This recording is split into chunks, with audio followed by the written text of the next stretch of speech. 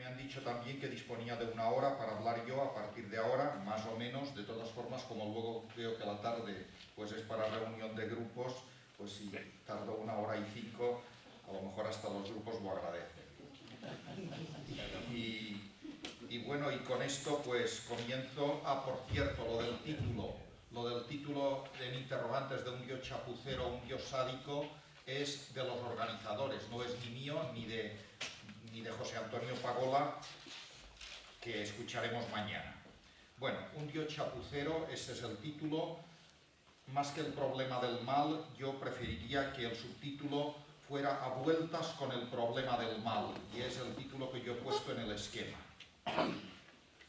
Bueno, miren, entre las muchas conferencias, retiros, cursillos y clases que he tenido ocasión de impartir a lo largo de mi vida, he comprobado que una de las preguntas siempre recurrentes que plantean los oyentes es la del mal. ¿Cómo se compagina la fe en un Dios bueno y todopoderoso con el mal y el sufrimiento que a todos los niveles se hacen presentes y acosan a toda la realidad? El que la pregunta aparezca una y otra vez, y a veces casi sin venir a cuento, prueba que el problema del mal preocupa e inquieta, y también que ninguna respuesta resulta del todo concluyente y satisfactoria. Quizás las respuestas sobre el mal nunca son del todo satisfactorias, porque el mal no es un asunto de teoría, sino un asunto vital, existencial y práctico.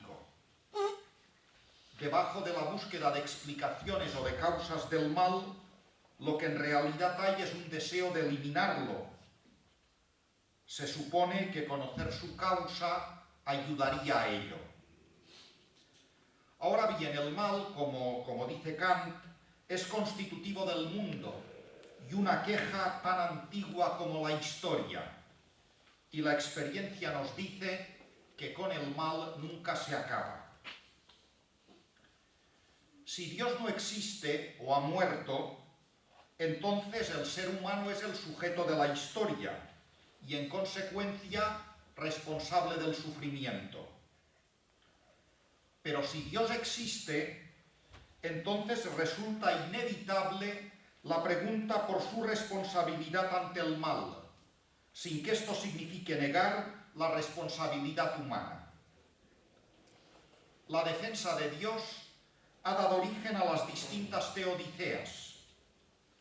Hay autores como Juan Antonio Estrada, es muy conocido este título, que hablan de la imposible teodicea.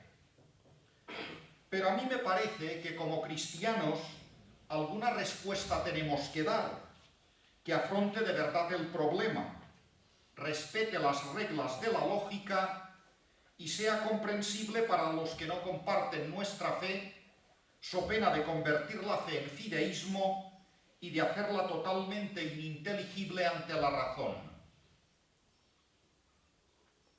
Y comienzo con un primer punto que aborda la pregunta del título.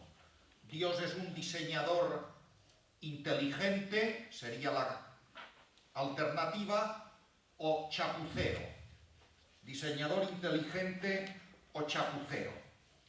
Bien, como creyentes, nosotros no podemos evitar preguntarnos por la relación que Dios tiene con toda la realidad, y tanto más cuanto que el mundo, según nuestra fe, no es solo obra divina, sino palabra divina. Los teólogos medievales, como Buenaventura y Tomás de Aquino, calificaban al libro de la creación de Sagrada Escritura. Más recientemente, Benedicto XVI ha calificado al Liber Nature de palabra de Dios, lugar en el que se expresa el único verbo. Si esto es así, necesitamos conocer el lenguaje de este libro de la creación para leer lo que en él Dios nos está diciendo, y este lenguaje es el de la ciencia.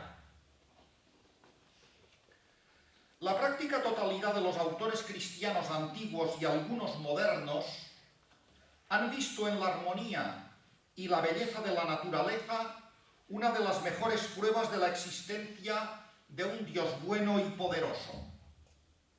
Modernamente, en un remedio del conocido como argumento teleológico, algunos han inferido de la contemplación de la naturaleza y de sus procesos la existencia de Dios, ya que la aparición de la vida requiere tales ajustes que solo se explican por la acción deliberada de agentes inteligentes.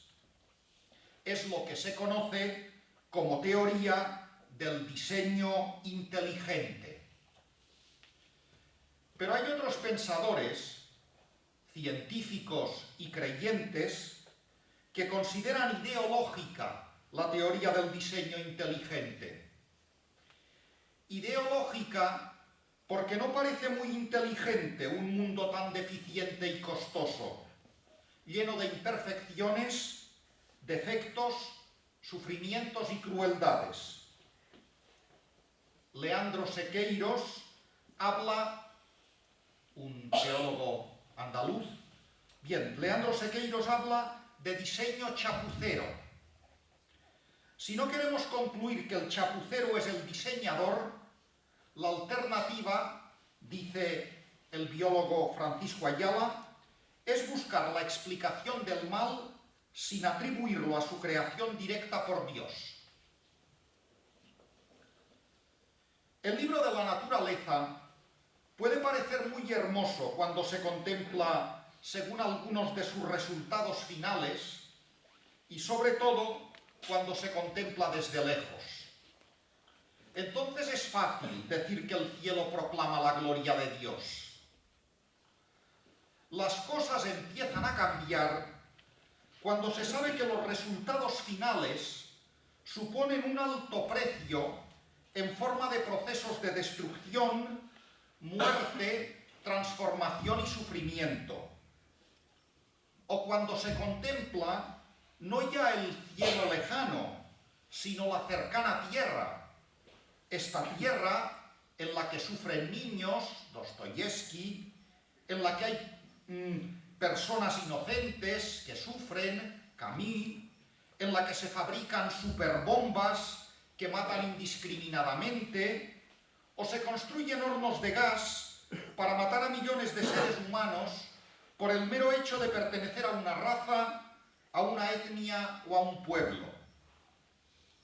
Un mundo en el que hay inundaciones, sequías, animales crueles y venenosos, parásitos que solo sirven para destruir a sus víctimas. La naturaleza es ambigua, ya lo notaba un gran creyente como Pascal, susceptible de decir algo y su contrario. Por eso, para quienes no tienen fe, no resulta fácil ver en la naturaleza la huella de Dios. La razón se revela ante todo el mal presente en la naturaleza. La razón atea encuentra ahí el mejor argumento para reafirmar su convicción de la no existencia de Dios. Y la razón creyente, o sea, el creyente que piensa, lo menos que puede hacer es preguntarse cómo, frente a la realidad del mal, es posible seguir confesando que Dios es bueno y poderoso. Y tras la pregunta, debe buscar una respuesta que sea creíble. En primer lugar, creíble para el propio creyente, pero también creíble para los no creyentes, para que comprendan al menos la seriedad y coherencia de la fe cristiana. Y paso al siguiente punto de mi esquema, donde les ofrezco algunas respuestas en defensa de Dios. Algunas respuestas que se han dado para explicar cómo Dios es muy bueno, todopoderoso, y esto es compatible con la afirmación del mal. Vamos, como si hubiera que defender a Dios porque hay que meterle, por lo visto, en el banquillo de los acusados. Les aseguro que esto de tener que salir en defensa de Dios chirría por todas partes, porque presupone que a Dios es posible sentarlo en el banquillo de los acusados. No se trata, por tanto, de defender a Dios, sino de encontrar una explicación del mal coherente con la afirmación, una afirmación a mi modo de ver ineliminable, so pena de negar que Dios sea Dios, de un Dios bueno y poderoso.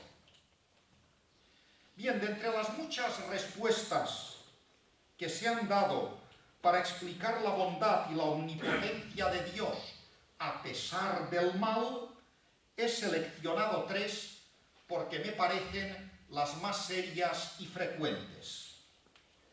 Primera respuesta: el mal es consecuencia del pecado.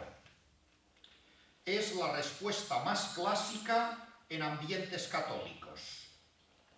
El mal tiene su origen en el pecado de Adán. Bien, a este respecto conviene decir 2 cosas.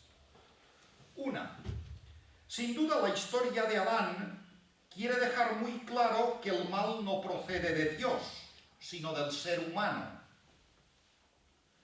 Dios ha hecho al hombre muy bien.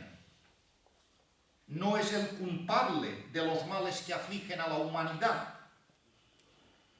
Ahora bien, esta respuesta no resuelve el problema de fondo, que es el de saber cómo es posible que Dios crease un ser tan maravilloso, pero capaz de pecar y de apartarse de él.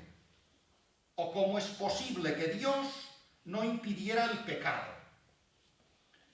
Dios es responsable de haber hecho a Adán capaz de mal. Pierre Bayle, contemporáneo de Leibniz, aplica el conocido, no lo he dicho, pero bueno, tampoco voy a estar aquí hora y media, por eso también sintetizo un poco y he quitado algunas cosas de mi texto que luego será publicado. Bueno, eso es lo de menos. Bien, Bayle, contemporáneo de Leibniz, aplica el dilema de Epicuro, que ve incompatible decir que Dios es bueno y todopoderoso con el mal, porque si es bueno y no elimina el mal es porque no puede, porque si quiere eliminarlo porque es bueno y no lo elimina es porque no puede, y si puede pero no lo elimina entonces es porque no quiere, por lo tanto no es bueno. Bien, Pierre Bayle aplica este dilema al tema del pecado original y dice: si Dios ha previsto el pecado de Adán y no ha tomado medidas para disuadirle, carece de buena voluntad con el hombre. Si ha hecho todo lo que ha podido para evitar la caída del hombre y no lo ha logrado, no es todopoderoso como suponíamos. Considerar los males que sufre el ser humano como castigo de sus malas acciones plantea además un problema de proporción o de justa medida en el castigo, porque aquí, pecado original lo debemos tener todos, pero no todos se ve que sufrimos el castigo con la misma intensidad. El castigo parece con frecuencia desmesurado respecto a la culpa cometida. En el Antiguo Testamento, esta doctrina entró en crisis después del exilio ante la comprobación de que los perversos y poderosos prosperan, mientras que los inocentes sufren sin recompensa. La desproporción entre mal y culpa llevaría de nuevo a cuestionar la bondad de Dios, tal como notó Tomás de Aquino, cuestionando la tesis de Agustín, que derivaba todos los males y sufrimientos del castigo del pecado original. Y Tomás de Aquino respondía: Dios conoce con antelación todos los efectos futuros, por lo cual parece que quedaría derogada su justicia si entre los que son igualmente culpables uno sufriese más incomodidades que otro. Y finalmente esta relación entre mal y pecado es literalmente contraria a la letra y al espíritu del Evangelio. Jesús de Nazaret rechaza claramente esta teología del mal culpa. Juan 9:2, ¿quién pecó, este o sus padres? O Lucas 13:1, ¿qué pensáis? ¿Que esos galileos sobre los que se cayó la torre de Siloé es que eran más culpables que los otros, que estaban en buenos edificios y los tenían bien construidos y no se les cayó ninguno encima? Bien. Esta sería una primera respuesta. El mal es consecuencia del pecado. Y en otra respuesta clásica, pero que tiene una traducción moderna, y por eso la traigo aquí a colación, es la de que Dios saca bien del mal. El mal se convierte así en un medio para el bien. Lo que parece ser malo contribuye en realidad al bien. Como no tenemos una visión global y completa del conjunto de la realidad, no conocemos las razones que Dios pueda tener para que ocurran cosas que nos parecen malas. Si conociéramos estas razones, San Agustín dice, veríamos que tales cosas ocurren para bien. Eso de que Dios saca bien del mal tiene una traducción filosófica y política de peligrosas consecuencias.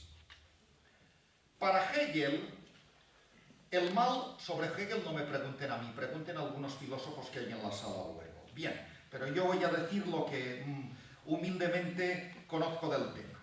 Para Hegel el mal sería el precio del desarrollo, un elemento imprescindible de la evolución. El sufrimiento individual carece de significado en sí mismo. Solo es importante desde el punto de vista de lo universal. Los sufrimientos e injusticias padecidos por los individuos pierden valor cuando se considera el progreso logrado.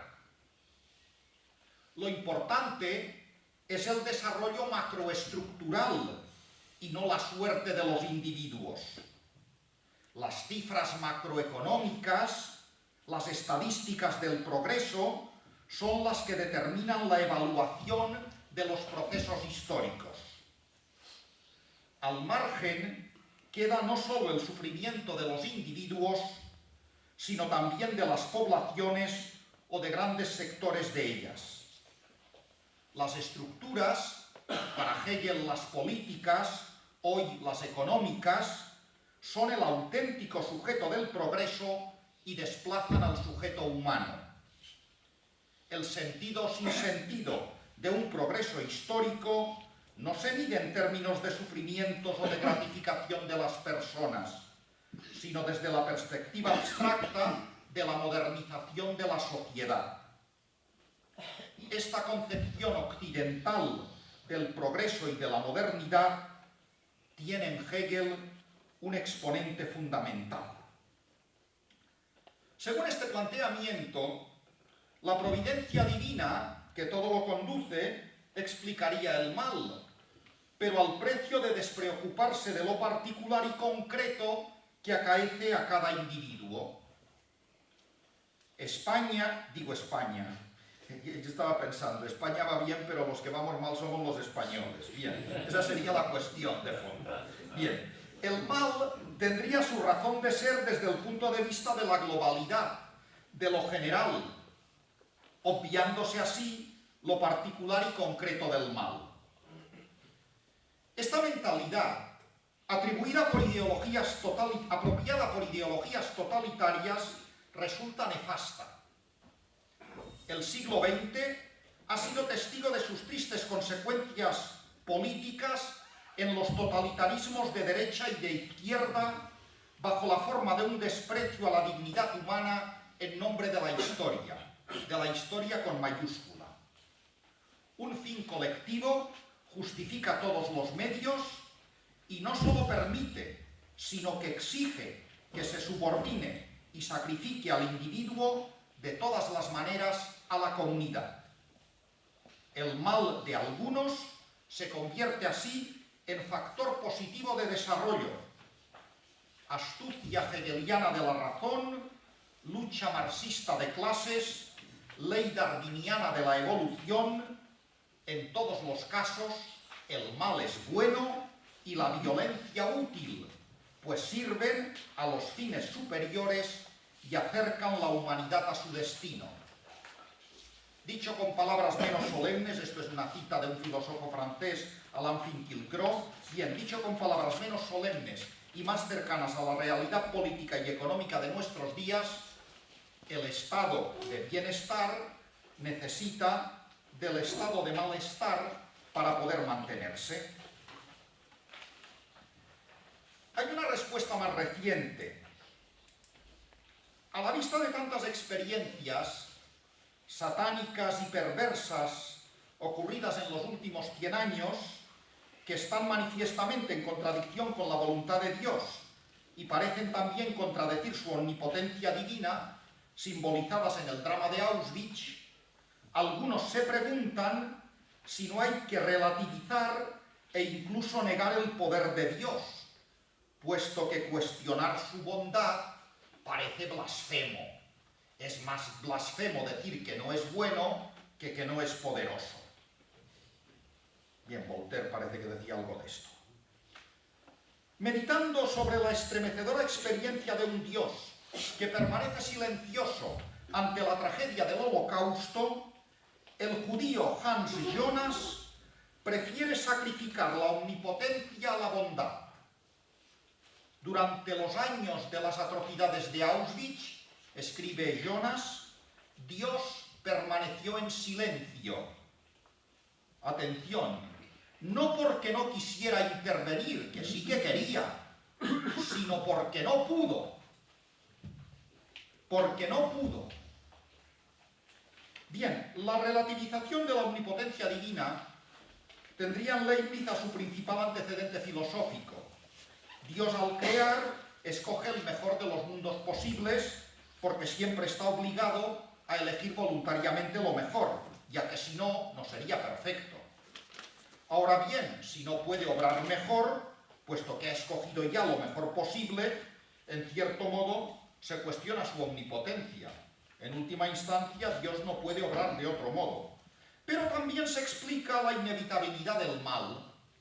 El mal pertenece a la mejor combinación que Dios podría escoger. Bien, estos planteamientos que limitan el poder de Dios requieren ser matizados. Por una parte, uno se pregunta qué clase de Dios es un Dios limitado y qué salvación podemos esperar de un Dios limitado. Por otra, es necesario precisar el concepto de poder, porque en las manos y en la mente humanas el poder tiende a oprimir y manipular.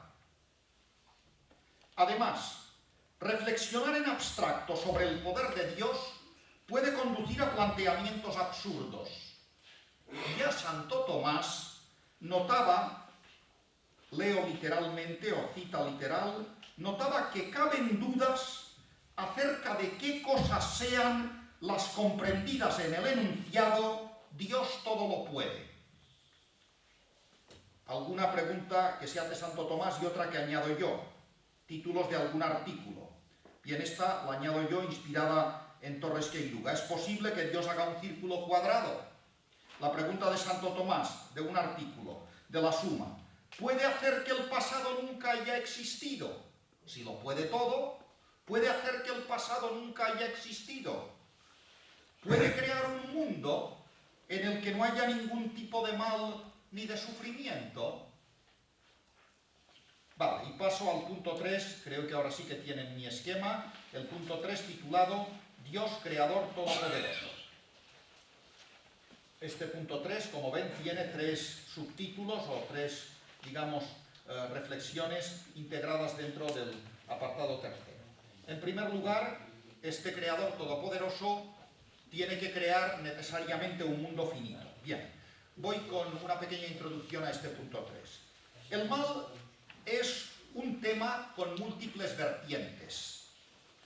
Está relacionado con todos los tratados teológicos, quizás porque en el problema del mal está implicada la única y verdadera cuestión que a todos interesa. Y la única cuestión que a todos interesa es la de la salvación, en el mundo futuro y de paso en el presente. O sea, la posibilidad de una vida buena para todos y para siempre. Pero en esta reflexión que les estoy ofreciendo, como comprenderán, no voy a hacer un repaso a todos los tratados teológicos. Voy a fijarme en la relación que tiene el problema del mal con la teología de la creación y, por tanto, con la buena comprensión del primero de los artículos del credo. Creo en Dios, Padre Todopoderoso, Creador del cielo y de la tierra. Bien, punto 3.1, por tanto, Creador de un cielo y de una tierra, de un mundo finito. Bien, miren, Dios puede crear o no crear. Pero si decide crear, no tiene más remedio que crear un mundo finito. La finitud no es mala. Al contrario, es nuestro modo bueno de ser. En la finitud está la posibilidad, de entrada, no digo más que eso, ya diré luego algo más, la posibilidad del mal. Pues lo finito, por definición, no puede ser perfecto. Solo Dios es perfecto, dice Tomás de Aquino. Precisamente por eso, porque es perfecto y omnipotente, no puede pecar ni hacer el mal. El mal es la inevitable consecuencia de la imperfección de la finitud de lo creado, del bien que supone la criatura, pues lo creado puede fallar de algún modo. Todo esto son frases de Santo Tomás, Y lo que puede fallar, dice también Santo Tomás, alguna vez falla. De hecho falla. Andrés Torres Queiruga viene insistiendo desde sus primeras y reiteradas reflexiones sobre el tema en que la raíz del mal está en la finitud. Resulta pues imposible pensar en un mundo sin mal. Toda realidad finita marca al mismo tiempo el límite de lo que esa realidad no es. Ser varón significa no ser mujer, y ser circular implica necesariamente no ser cuadrado. La limitación además aparece como la raíz última del choque y del conflicto. El pan que yo poseo no lo puede tener otro. Ya saben ustedes eso de que nunca llueve, la lluvia puede ser estupenda para el campesino y una catástrofe para los hoteleros. Nunca llueve a gusto de todos. Bien, aparece así que el mal es un problema de la criatura y no del creador. En todo caso, el problema para el creador sería el de si merece la pena crear un mundo que necesariamente será finito y en el que el mal será inevitable. Ese es el problema que los buenos padres se deberían plantear. ¿Merece la pena traer hijos al mundo? Pero si lo primero que van a hacer cuando nazcan es ponerse a llorar, si se van a pasar la vida sufriendo. ¿Merece la pena? A lo mejor sí, la vida merece la pena por sí misma. Bien, pues este es el dilema de Dios. ¿Merece la pena crear un mundo que necesariamente será finito y en el que el mal será inevitable? El dilema para Dios no es el que contrapone su omnipotencia y su bondad, sino la opción de crear o no crear un mundo cuya finitud le obliga a dar cabida al mal. Y la respuesta que nosotros deberíamos plantearnos es: ¿qué es preferible? ¿No ser o ser finito? Evidentemente, el que no ha nacido no se plantea la pregunta, pero bueno. Bien, ¿qué es preferible? ¿No ser o ser finito? ¿Merecen la pena el mundo y la vida, a pesar del mal que conllevan consigo inevitablemente? Si el mundo es por definición finito, o sea, si el mundo no es Dios, que a veces nosotros nos imaginamos que somos dioses, y claro, no somos dioses. Si el mundo no es Dios, entonces es finitamente bueno. Por tanto, por mucho que avance en su bondad, avanza siempre en una bondad finita. Nunca alcanza la perfección, siempre le faltará algo, siempre podremos decir que no es del todo bueno, porque del todo bueno solo es Dios. En este no ser del todo bueno, en la finitud, está la posibilidad del mal, del límite, de la carencia, de la lucha por tener más, por ser más o ser mejor.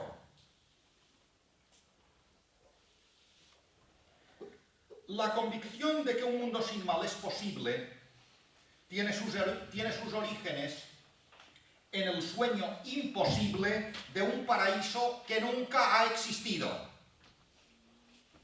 Solo desde la convicción de que un mundo sin mal es posible, tiene su lógica hacer responsable a Dios de que tal mundo no exista. Pero si la raíz del mal está en la finitud, ya no es posible censurar a Dios.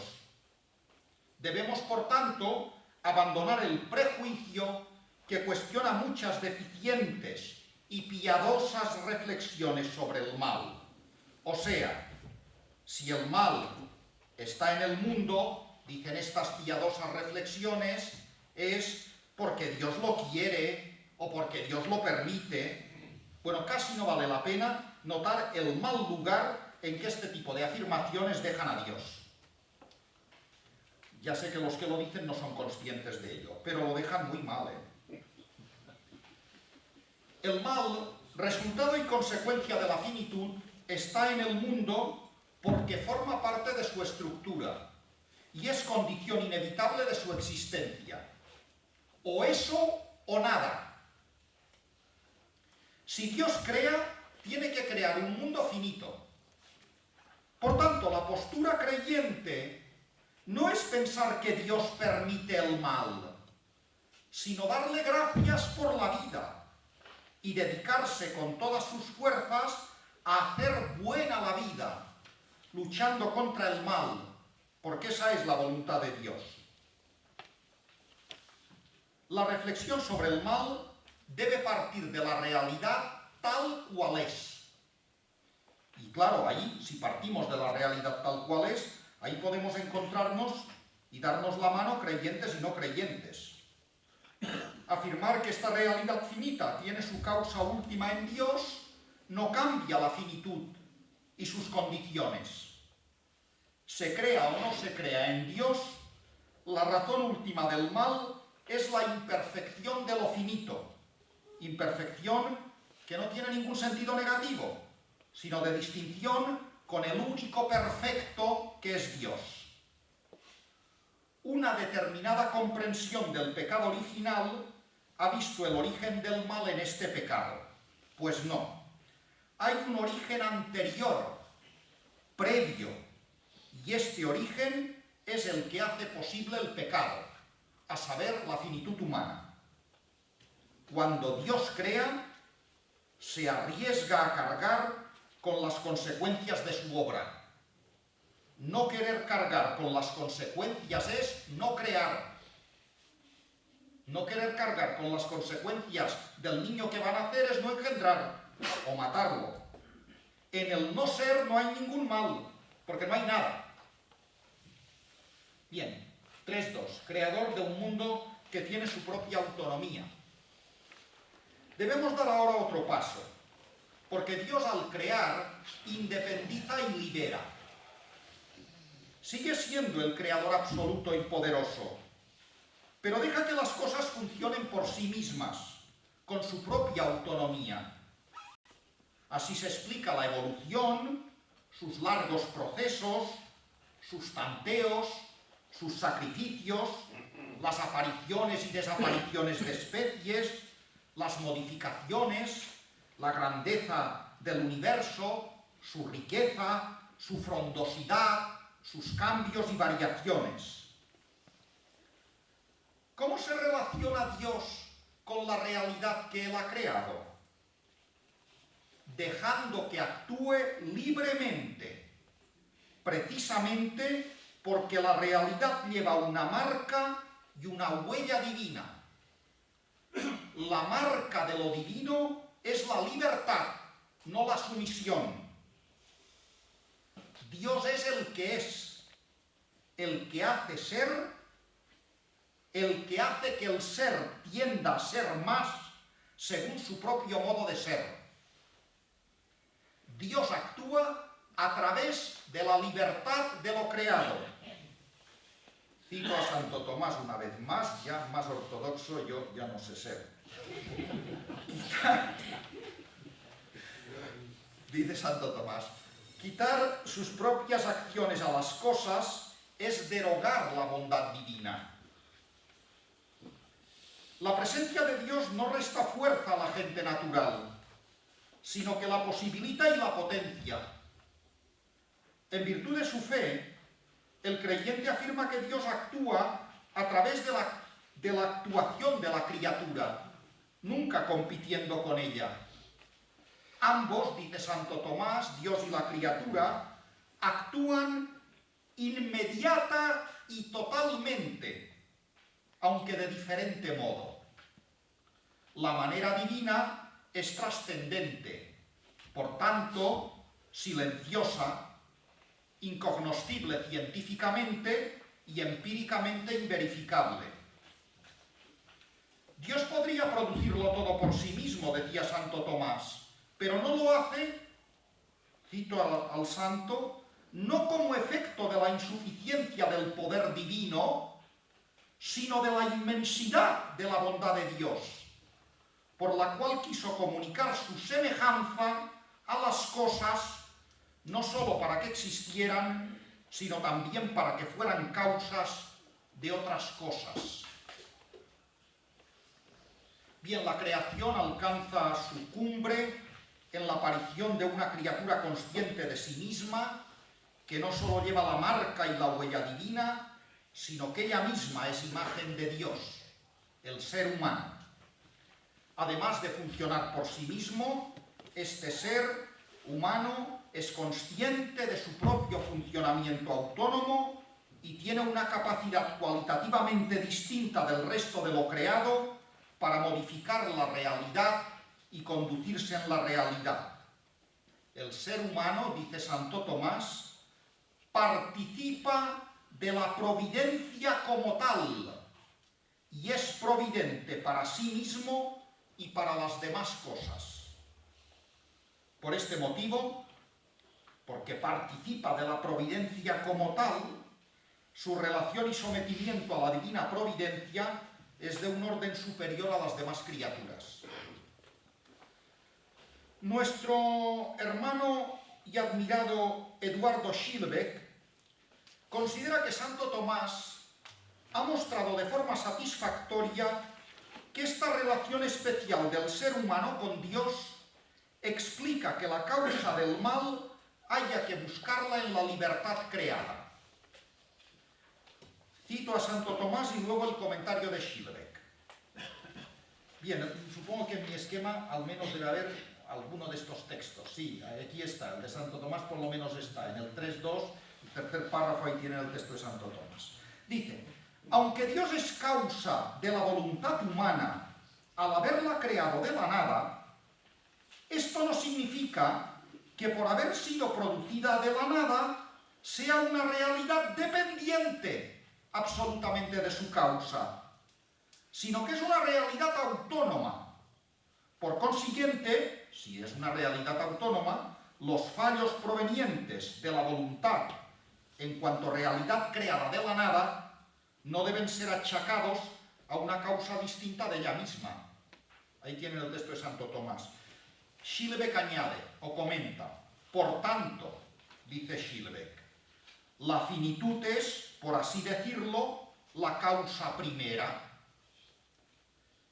La causa primera ahora ya no es Dios, sino la finitud. Bien. Desde el momento en que una criatura llega a la existencia, sigue siendo Schillebeck el que habla, o la traducción que yo he consultado de Schillebeck, desde el momento en que una criatura llega a la existencia, existe la posibilidad, no la necesidad, de una iniciativa negativa de la finitud. Para Tomás no tiene sentido, desde el punto de vista filosófico, buscar en Dios una causa concreta, un principio motivo del mal y del sufrimiento, los cuales, si bien no son una consecuencia necesaria de la finitud, tienen en ella la fuente principal de su posibilidad. La negatividad no puede tener causa ni motivo en Dios. Esta teología de Santo Tomás resulta iluminadora y podría presentarse como el correlato creyente de las explicaciones inmanentes del mal, propias de la mentalidad y cultura actuales, que afirman la autonomía de las realidades terrenas, explican los acontecimientos por causas mundanas y buscan la solución a los problemas, a la peste, los terremotos, crímenes y guerras, con recetas mundanas. Ahora bien, si nosotros como creyentes aceptamos la justa autonomía de las realidades terrenas, si como creyentes afirmamos la grandeza de la libertad y mantenemos que las causas del mal son inmanentes, ya no podemos caer en la contradicción de pedir que Dios intervenga impidiendo la autonomía de la criatura. Sería algo así como pedirle, quítame la libertad y por tanto, innecesariamente, quítame la humanidad. Si seguimos suponiendo que Dios puede eliminar el mal y como supuestamente puede, se lo pedimos insistentemente, estamos ofreciendo una imagen de Dios como el gran amañador y el gran intervencionista. Y para colmo, espero que ahora no se me vaya la lengua, la mayoría de las veces, y precisamente en los casos más graves, deja de intervenir, con lo que no queda muy bien parada su bondad. Bien, hace milagros con los santos, pero en Haití no hace nada el pobrecito. Bien, no sigo por ahí. Bien. 3.3, Creador Todopoderoso. Desde la teología de la creación se entiende el poder de Dios. Una vez que Dios se decide a crear una realidad que tiene su propia autonomía y un ser humano que tiene en la libertad el mejor reflejo de la imagen de Dios, debemos decir que al menos desde nuestro punto de vista, Dios al crear se retira, deja espacio para que otros sean. Este espacio no divino, Dios deja espacio, por tanto este espacio está retirada, el espacio no divino propio de la criatura es indispensable si Dios quiere hacer del ser humano su interlocutor y su aliado. Si el ser humano no tiene su espacio libre y propio, tampoco puede mantener una auténtica relación con Dios. Las consecuencias de esta libertad donada, pero propia del ser humano, podrían formularse así. Dando al hombre espacio al crearlo, Dios se pone a sí mismo en situación de vulnerabilidad. Se trata de una aventura llena de riesgos. Atreverse a llamar a la vida a los hombres creándolos es, visto desde Dios, un voto de confianza en el ser humano y en su historia, y además llevado a cabo sin imponer ninguna condición ni exigir garantía alguna al hombre. Estoy leyendo un texto de Schiller. La creación del ser humano es un cheque en blanco del que Dios mismo sale fiador. Dios hace voluntaria renuncia de poder, creando a los hombres con una voluntad propia, libre y finita. En este sentido, podemos decir que Dios se hace dependiente del ser humano y por lo mismo vulnerable. El poder de Dios sigue siendo total, pero se hace presente de forma inmanente, sosteniendo y no destruyendo, sin oponerse a un rechazo del ser humano.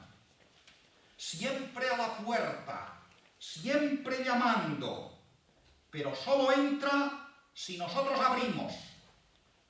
Cuando no abrimos, sigue llamando, siempre está presente, ofreciendo salvación. Los límites no provienen de la acción de Dios, sino de nuestra finitud y de nuestra libertad.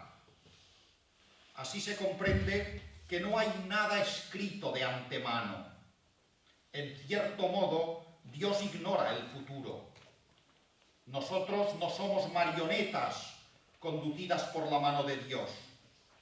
También para Dios la historia es una aventura, aunque el creyente confía en que a pesar de todo, todo sigue estando en sus manos. De ahí que la esperanza de salvación nunca se pierda. No se trata, por tanto, de que Dios no pueda. Dios no puede porque quiere no poder al querer al ser humano. Crear un hombre e interferir en su libertad son dos realidades contradictorias. Es una imposibilidad. De ahí que el poder de Dios se manifiesta en su respeto a la libertad humana. No se trata, por tanto, de que Dios no quiera o no pueda. En términos absolutos, vuelvo a citar a Santo Tomás, Dios podría haber hecho cosas distintas de las que ha hecho. Pero, dice el santo, una vez puestas ciertas condiciones, hay cosas que no pueden ser hechas. El poder de Dios tiene en cuenta la realidad que él mismo ha suscitado, es consecuente con su designio de permitir que otras realidades participen del ser y gocen de su propia autonomía. Bien, se me va el tiempo, pero bueno, yo creo que no me pasaré de la hora. Vamos con el punto cuarto de mi esquema, de la posibilidad al hecho del mal. Bien, tenemos que hacer una precisión a una de nuestras principales afirmaciones. En la finitud y la libertad, o si se prefiere en la libertad finita, está la posibilidad del mal, pero no la necesidad. El llamado pecado de Adán, o pecado original, es el paradigma de todo pecado y se explica por la finitud y la libertad, como todo pecado. Pero ellas solas no bastan para explicarlo. Son solo su posibilidad. El pecado nunca es necesario. De lo contrario, deberíamos plantearnos la cuestión de la culpabilidad de Dios. Crear un ser libre es una aventura buena y maravillosa. Hacer que algo sea inevitable es negar la libertad. ¿Cómo se pasa de la posibilidad al hecho? No es fácil aclarar conceptualmente este oscuro paso. Cierto, la libertad finita termina siempre fallando. Y sin embargo, hay que mantener que este fallo es resultado de la libertad. El acto libre no es deducible a priori.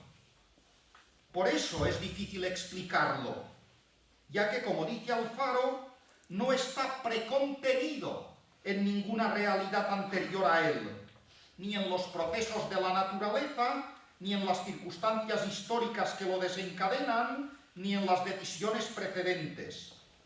Es algo nuevo y discontinuo respecto a todas las condiciones que lo hacen posible. La libertad solo se explica por ella misma y solo es accesible en su misma experiencia. Quizás esto explicaría la desconcertante experiencia del pecado. No hago el bien que quiero, sino que obro el mal que no quiero. El hombre es un pecador que no quiere serlo y hace el mal estando en desacuerdo con el mal.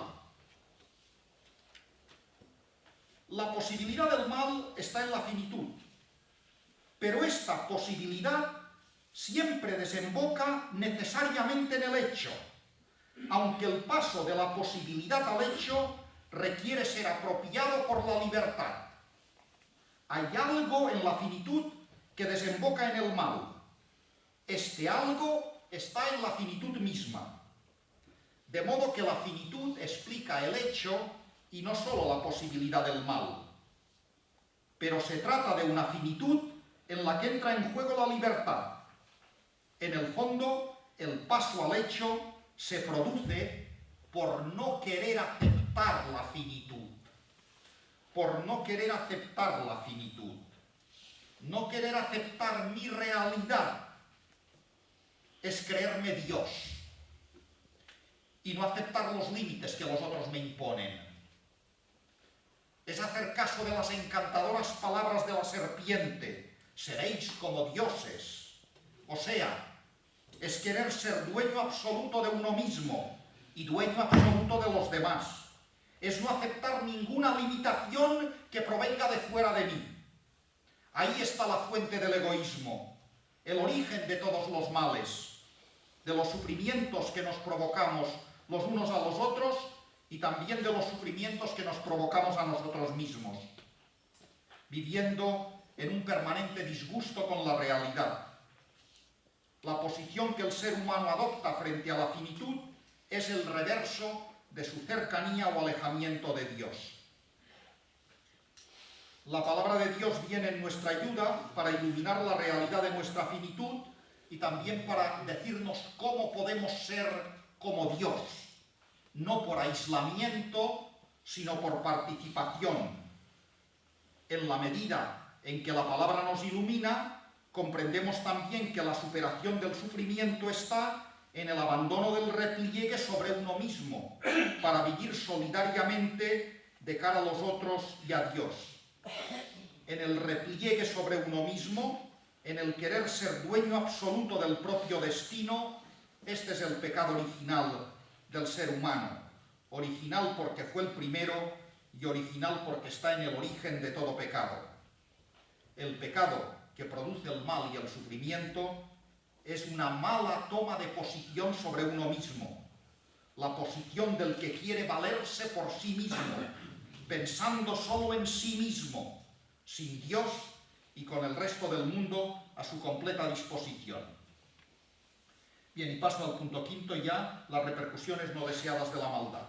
Bien, esta reflexión me ha conducido al tema de la maldad y el pecado y al originario de todo pecado. Y aprovecho la inercia de este encuentro con el origen para notar un aspecto de la vieja doctrina del pecado original que, bien entendida y presentada, pudiera ser de gran actualidad.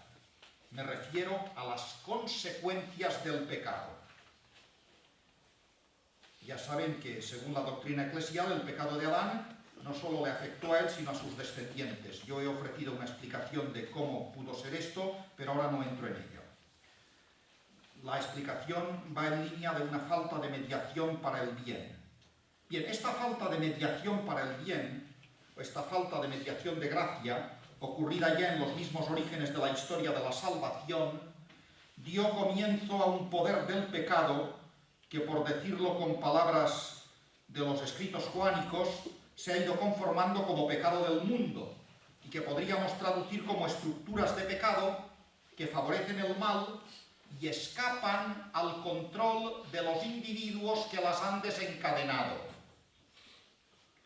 Esto debería hacernos caer en la cuenta de las consecuencias no deseadas y no previstas de nuestros actos, que tienen repercusiones en los demás, para bien y para mal, incluso después de haber escapado totalmente de nuestro control.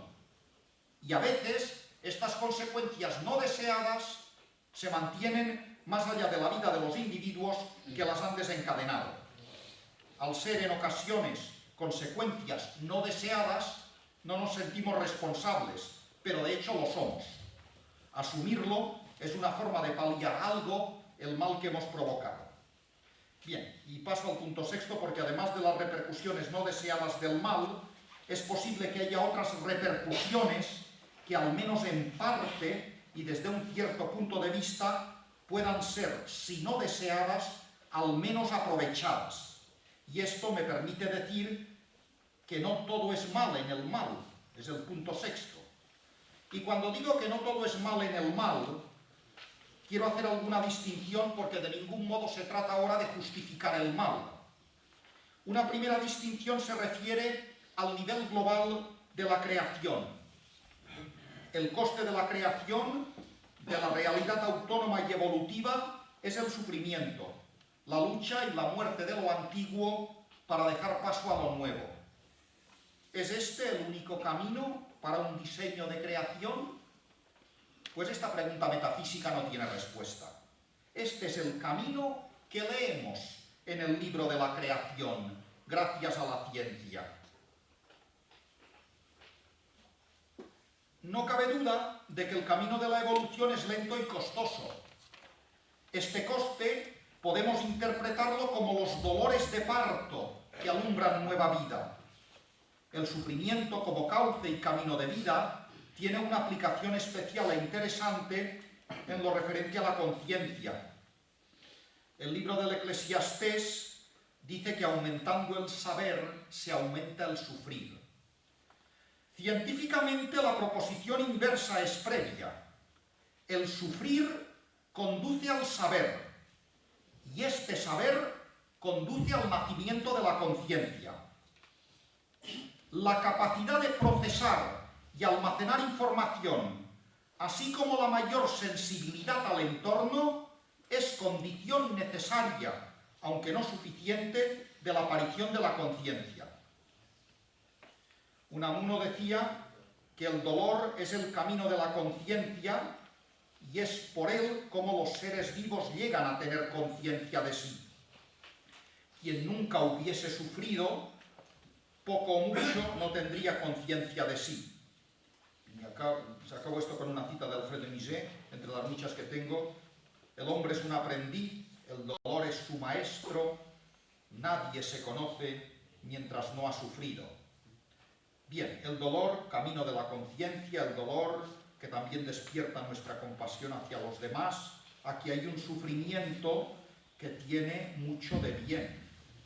Pero hay otro aspecto, otro nivel, otra distinción, que pueden ayudar a enfrentarnos con el sufrimiento e incluso con el mal. En este mundo finito hay sufrimientos que pueden ser productivos y hasta queridos para conseguir un bien mayor. Muchas de las cosas buenas que conseguimos es a costa de renunciar a algo, de esforzarnos, de superar muchas inercias y comodidades. Pero estos sufrimientos, el de la madre para dar a luz o el del estudiante que se pasa noches en vela para sacar unas oposiciones, por poner dos ejemplos evidentes, son gratamente aceptados y plenamente justificados. A donde yo quiero llegar es a otra vertiente que va más allá del sufrimiento consentido para entrar en el terreno del mal inaceptable, pero que me parece que hay que considerar. Porque hay males de los que aprendemos lecciones que luego resultan una ayuda para combatir esos mismos males y ser de rebote causa de algún bien. Esto no justifica de ningún modo la maldad, porque ella en realidad no ha sido causa del bien. La causa del bien han sido las personas que frente a ella han reaccionado desde y hacia el bien. Pero hay algunos bienes que solo pueden llegar a partir de lo que para otros es malo. Y en este sentido, la parte de bien que aparece debería también redundar en el que sufre con un sufrimiento que ayude a los demás. Pero en nuestro mundo moderno cada vez cuesta entender más que esto de que el que ayuda al prójimo, al primero que se ayuda es a sí mismo. Bien, consideremos que alguien muere en un accidente. Esto es algo malo para el que muere y para su familia. Y más malo aún si la causa del accidente es la imprudencia de otro conductor o la falta de una buena señalización que los gobernantes deberían haber colocado. Hoy estamos sensibilizados ante el bien que suponen los trasplantes. Si la familia de la persona fallecida quiere donar los órganos de su familiar, este mal se convierte en un bien para otros. Y si como consecuencia del accidente se instala un nuevo sistema de señales que impide que haya otros accidentes en el futuro, sus parientes podrían pensar que la víctima no ha muerto en vano. Es bueno para nosotros que algunas experiencias malas no sean derrochadas, sino que se conviertan en medios de un beneficio que no habría llegado a los otros sin ellas. Y ya voy terminando, 5 minutos y acabo. Negar al mal todo derecho. Es el punto séptimo. Ya he dicho en los comienzos de esta reflexión que el mal no es un asunto teórico sino práctico. De lo que se trata es de escapar del mal. Por este motivo, convenzan o no convenzan las explicaciones que les he ofrecido, la cuestión práctica que finalmente conviene abordar es qué postura tomar ante el mal. Bien, dentro de los límites de nuestra historia, la única postura digna frente al mal es negarle todo derecho. Negarnos a poner el mal en el mismo plano que el bien. El bien tiene derechos, el mal no tiene ninguno. Frente al mal solo hay obligaciones, la obligación de oponernos a él. Y ahí creo que podemos estar de acuerdo todos los seres humanos, si bien los cristianos encontramos en Jesús de Nazaret un estímulo decisivo para nuestra actuación.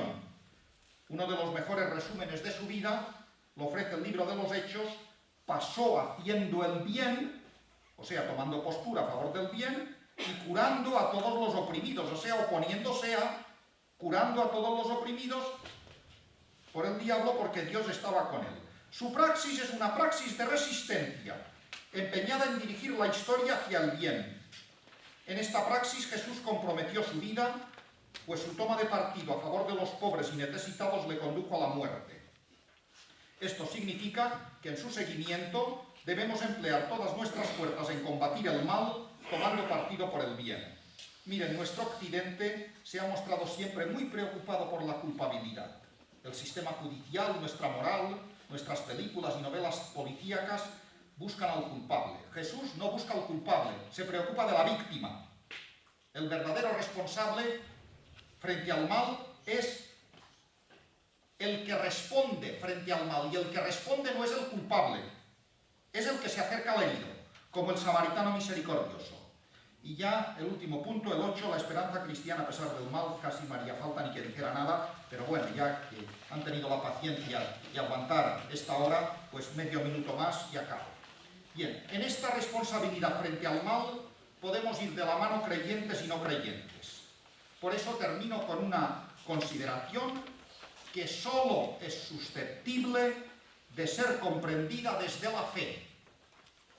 En la cruz de Cristo, Dios aparece como implicado en el mal y solidario con todo el que sufre injustamente. Pero esta cruz, como sabemos, desemboca en la resurrección. Ahí se esconde el sentido definitivo de la historia. El mal y el dolor no tienen futuro. Por eso, en la morada definitiva que Dios prepara para todos los que ama, no habrá ya muerte, ni habrá llanto, ni gritos, ni fatigas. Bien, esta cristología pascual no debe de ningún modo desplazar la historia de Jesús. En primer lugar, porque la cruz de Cristo es el resultado de su vida, de su compromiso a favor del bien y en contra del mal. Y solo a la luz de su vida tiene sentido la cruz. Y la resurrección resulta creíble cuando se presenta como resultado del camino al que conduce el combate por la justicia y la verdad. Y en segundo lugar, digo que la cristología pascual no debe desplazar la historia de Jesús porque la persistencia del mal en nuestra historia contradice todo triunfalismo.